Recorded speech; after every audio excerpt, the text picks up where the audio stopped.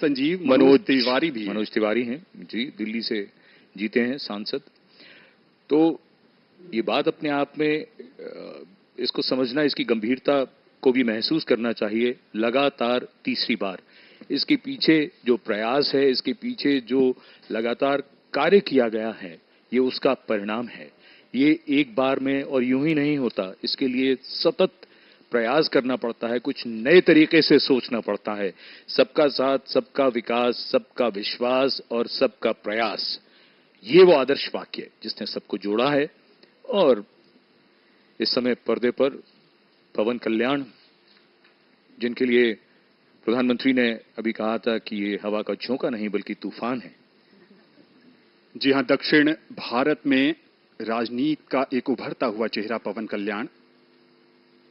और यहां पर जो भी लोग आए हैं इस ऐतिहासिक समारोह का साक्षी बनने, उनके मन में उत्साह है, क्योंकि वो नए भारत के नवनिर्माण के जो शिल्पी हैं प्रधानमंत्री नरेंद्र मोदी, ये उस भारत का हिस्सा हैं जो उम्मीदों का भारत है, जो संभावनाओं को संभव करने का भारत है। ये मंच का वो हिस्सा है जहां पर ऐसा माना जा रहा है कि जो मंत्रिपरिषद में शामिल होंगे लोग, वो बैठे हैं।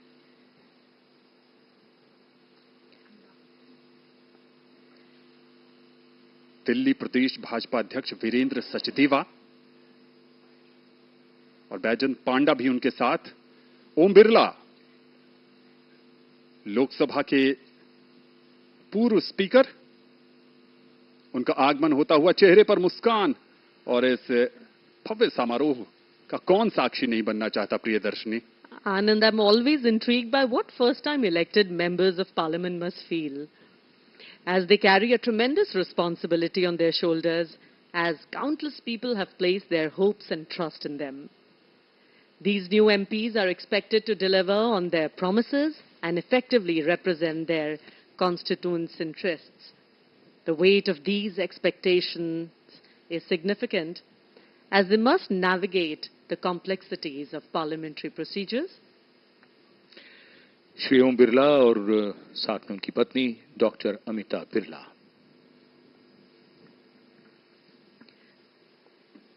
So I was talking about parliamentary procedures which they must follow while staying true to the needs and aspirations of the people who elected them.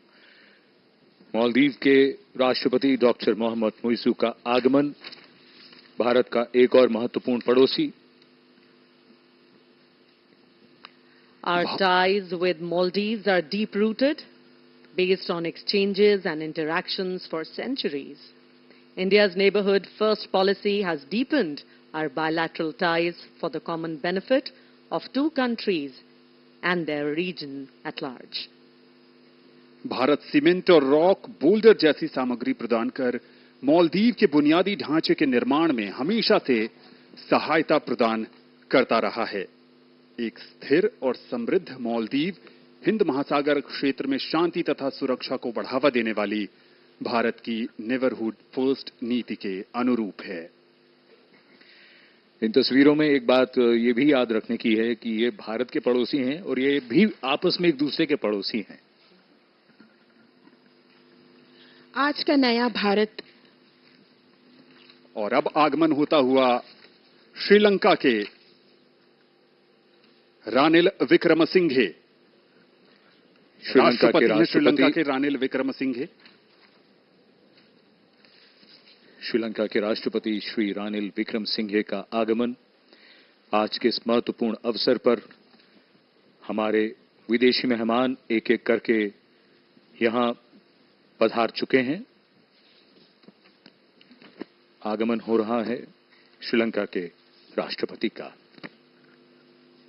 The relationship between India and Sri Lanka is more than 2,500 years old. Both countries have a legacy of intellectual, cultural, religious, and linguistic interaction. In recent years, the relationship has been marked by close contacts at all levels. Trade and investment have grown, and there is cooperation in the fields of development, education, culture, and defense. America और Britain के बाद भारत श्रीलंका का तीसरा सबसे बड़ा निर्यात गंतव्य है। और श्रीलंका में भारत एक प्रमुख निवेशक भी है।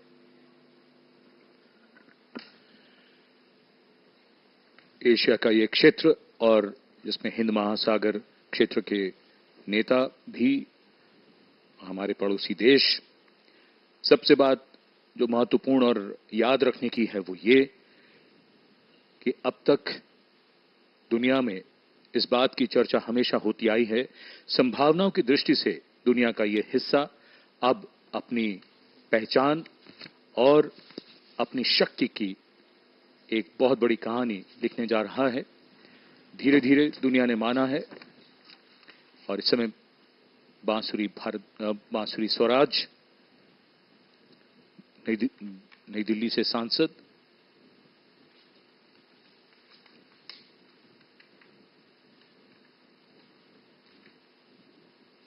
जैसा कि हम सब जानते हैं, भाजपा ने दिल्ली की सभी सीटें जीती। ये भी भाजपा के नेता प्रवीण खंडेलवाल बांसुरी स्वराज के साथ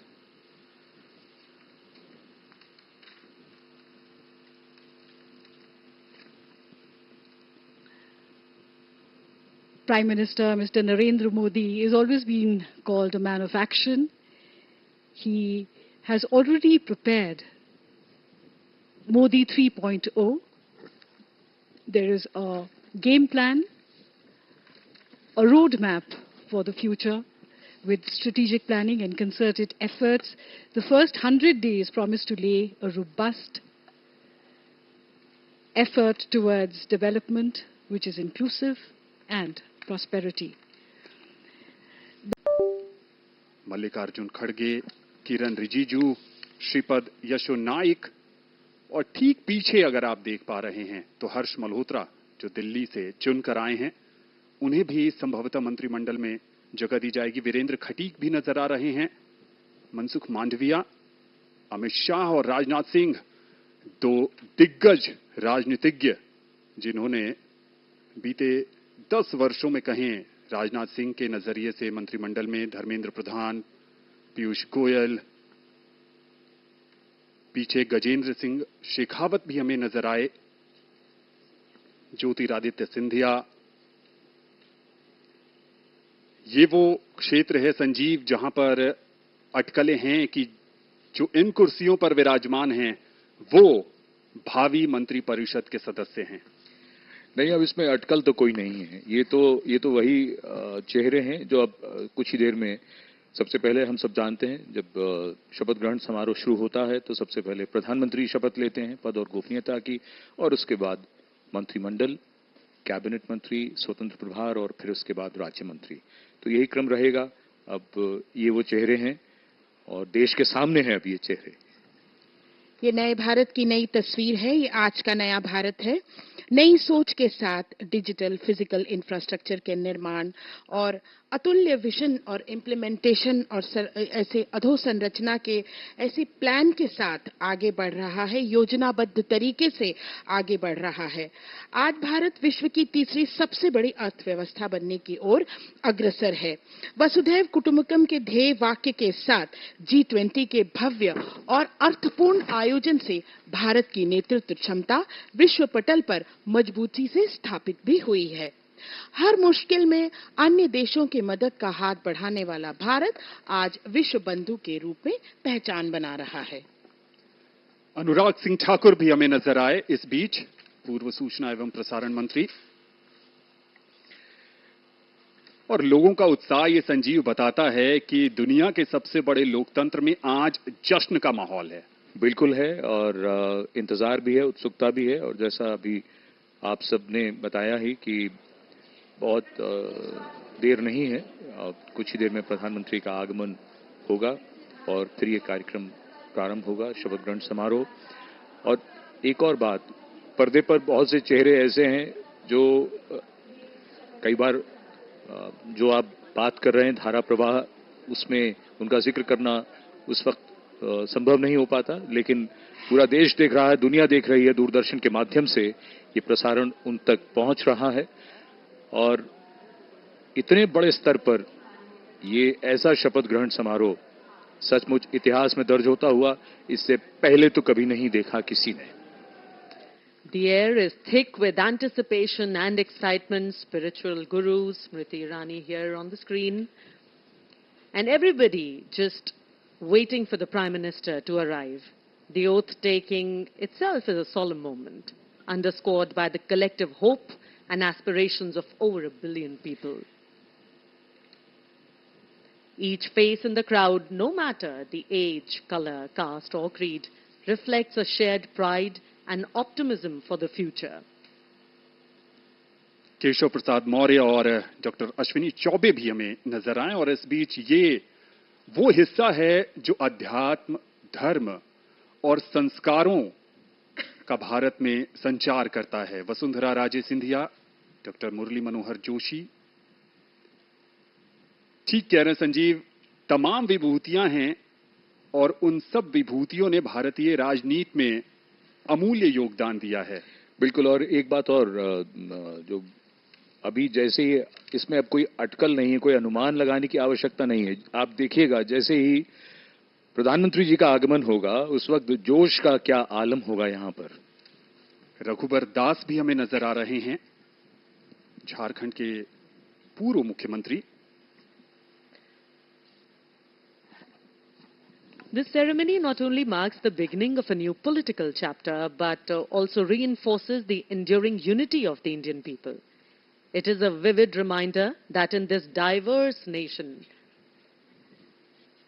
प्रसार भारती चेयरमैन नवनीत सहगल और फिल्मी जगत की अभिनेत्री रवीना टंडन भी हमें उनके साथ नजर आई। एक चीज और, ये दृश्य इस समय सूरज की ढलती रोशनी में और भी खूबसूरत बनाते हुए इस पूरी छटा को, और यहां पर ये बता देना बड़ा जरूरी होगा कि धीरे धीरे आप देखिएगा सूरज अगर घड़ी के हिसाब से देखें तो पूरी तरह से ढल जाएगा लगभग 4-5 मिनट में, लेकिन ये छटा और खूबसूरत होती जाएगी और निखरता जाएगा ये पूरा दृश्य। जी हां, क्योंकि ये उभरता हुआ भारत है, ये विकसित भारत है, ये वो भारत है जिसमें संभावनाएं कभी समाप्त नहीं होती। it is also a vivid reminder that in this diverse nation, the strength lies in its people coming together as one, much like a bouquet composed of varied, beautiful flowers, each adding to the overall splendor.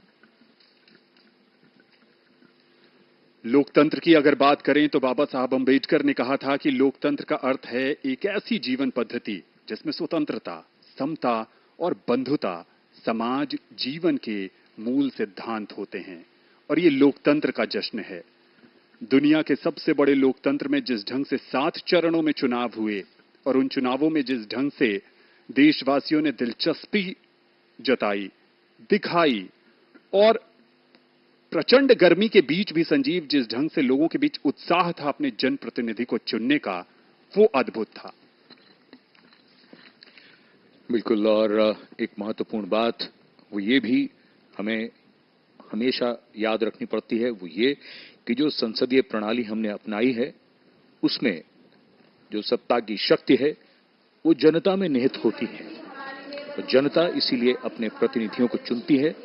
आज उन्हीं चुने हुए प्रतिनिधियों से सरकार बनने जा रही है भारत की, और आगमन हो रहा है राष्ट्रपति भवन में देश के नवनिर्वाचित प्रधानमंत्री श्री नरेंद्र मोदी का। उनकी कारों का काफिला धीरे धीरे राष्ट्रपति भवन के प्रांगण की ओर अग्रसर होता हुआ।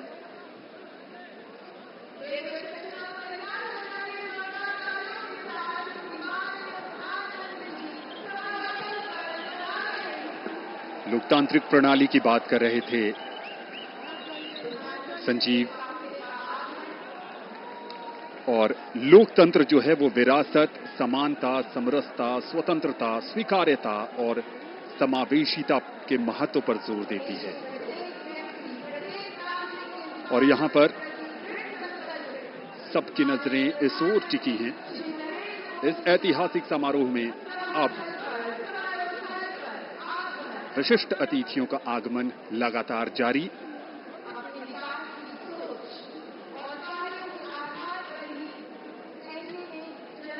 दुनिया के सबसे बड़े लोकतंत्र भारत,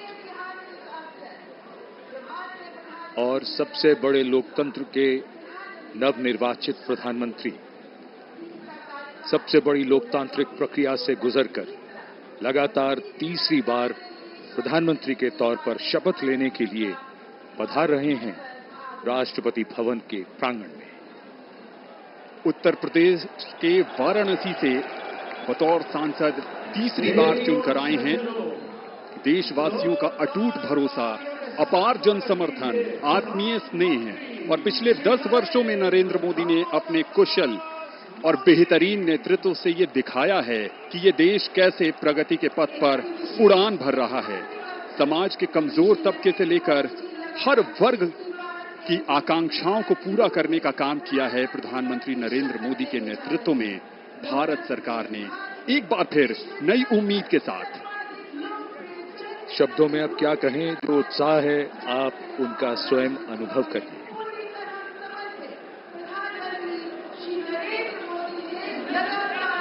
सबका आभार स्वीकार करते हुए नवनिर्वाचित प्रधानमंत्री श्री नरेंद्र मोदी तीसरी बार इस देश की बागडोर संभालने के लिए तैयार।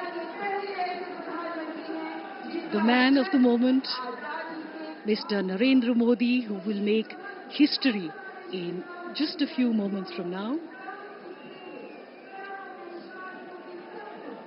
as he returns greetings of his colleagues, of the cabinet and people who have come here in their thousands to attend this special moment.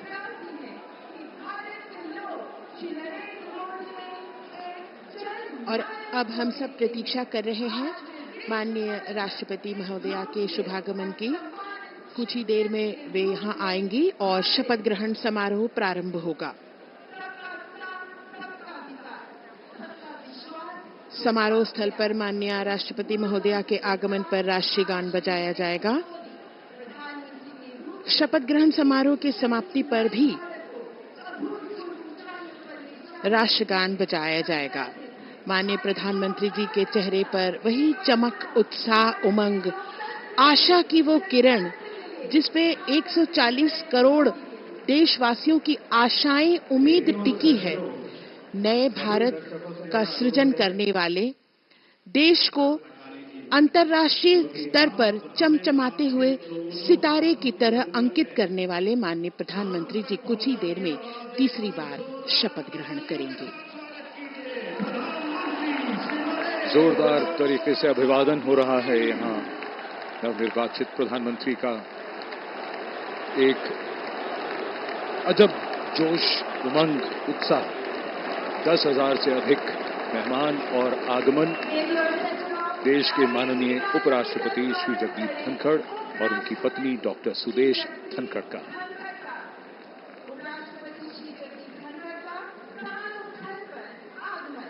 सबका अभिवादन स्वीकारते हुए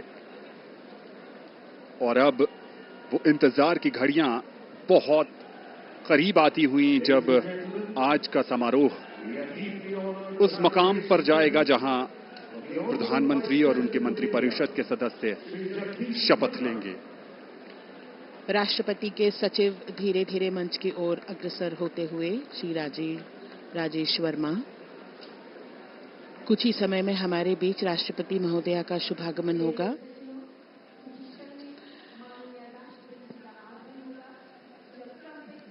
माननीय उपराष्ट्रपति महोदय सभी का अभिवादन स्वीकार करते हुए अपना स्थान ग्रहण करते हुए